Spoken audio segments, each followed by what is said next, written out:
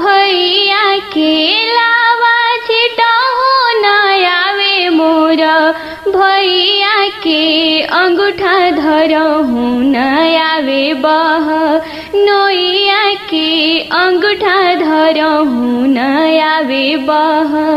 नोइया के लावा छिटहो न आवे मोर भैया के लावा छिटहो न आवे मोर भैया के अंगूठा धरहु न आवे बह नोइया के अंगूठा धरहु न आवे बह नोइया के